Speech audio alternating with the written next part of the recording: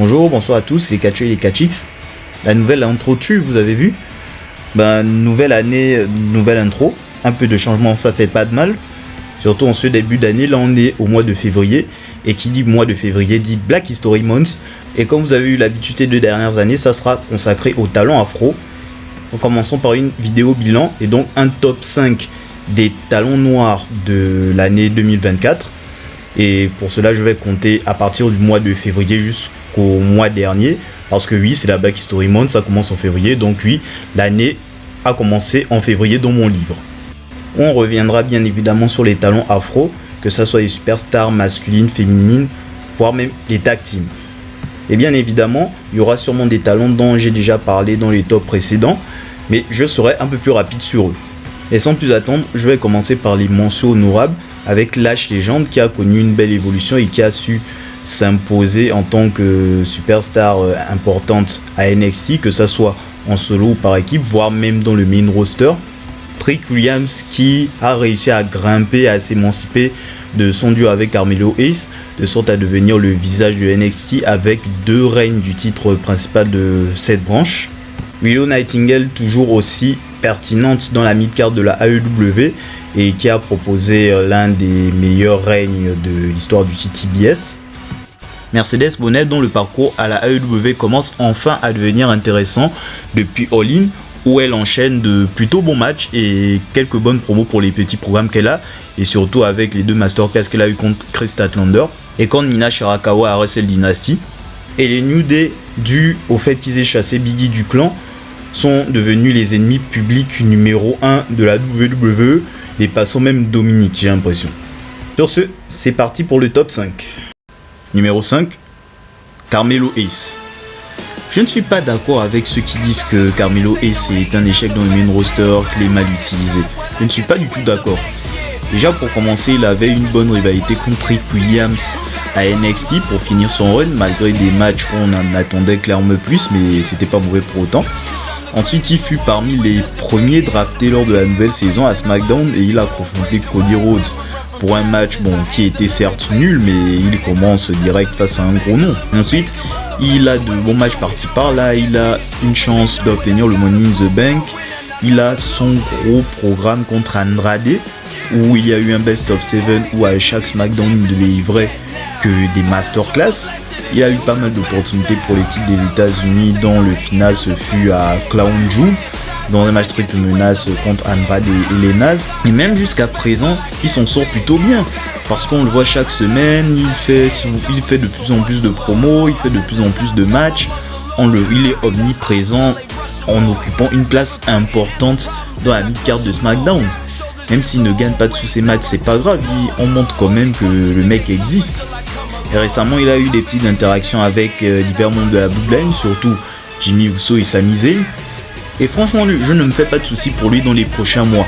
Il va continuer sur cette lancée et pourquoi pas obtenir enfin un titre des États-Unis ou encore le titre intercontinental. Numéro 4.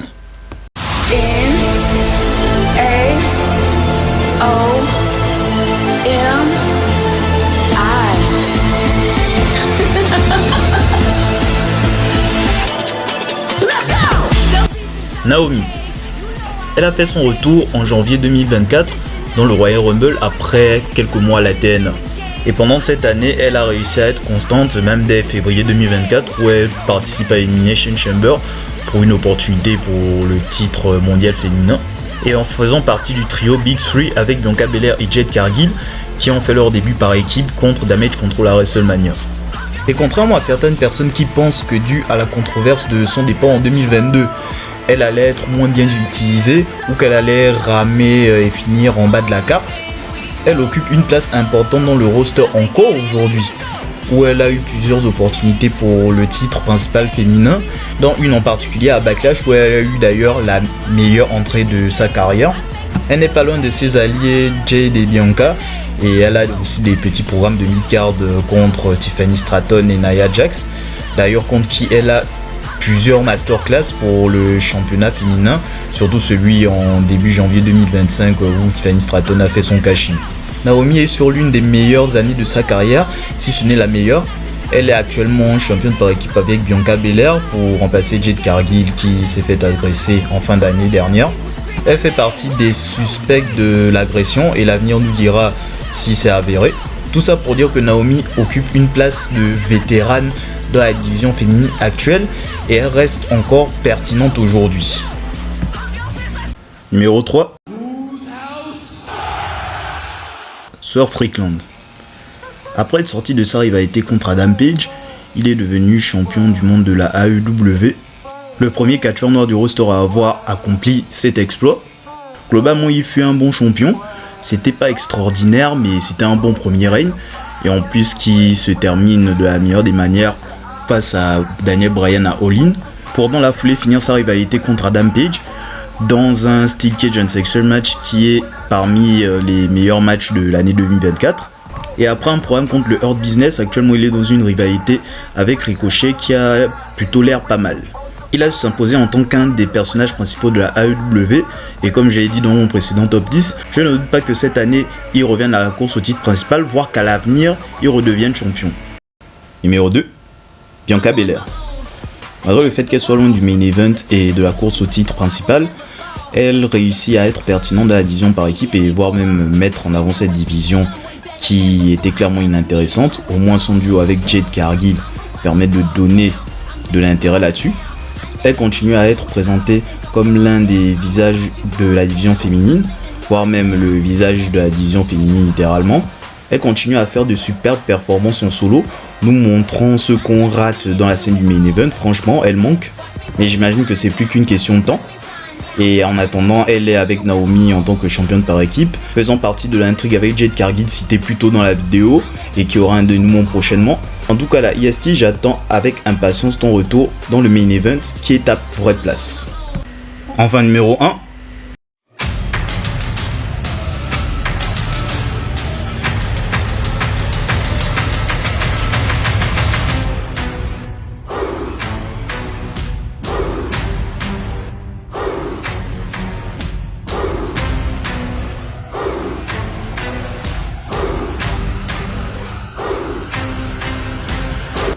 Obafemi.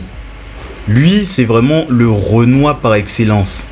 À peine un an que je le suis et franchement, c'est lui le catcheur le plus excitant de cette période. Et pourtant, il n'est qu'en début de carrière. Et à peine débuté, il est déjà champion nord-américain, le meilleur champion nord-américain de l'histoire de NXT d'ailleurs. Il fait de très bons matchs, en promo, il est excellent également. C'est vraiment le total package, Obafemi. Et dès le début de cette année, il remporte déjà le championnat de NXT, montrant toute la confiance qui lui est accordée. Maintenant, on verra dans les prochains mois s'il arrive à avoir un règne aussi bon que celui nord-américain avec un roster très faible de la branche argentée. C'était mon top 1 des découvertes de l'année 2024, mais franchement, je peux dire que c'est le meilleur catcheur noir aussi de l'année. Comme je l'ai déjà dit, il va faire des ravages dans le main roster. Et il fait partie des rares mecs qu'on peut voir champion du monde dès demain. C'est ici que s'arrête cette vidéo. N'hésitez pas à liker, commenter, à partager, donner votre avis sur le top. À vous abonner également, activer la cloche pour être au courant des actualités de la chaîne. Et on se retrouve pour une prochaine vidéo qui sortira un jour. À bon attendeur, salut!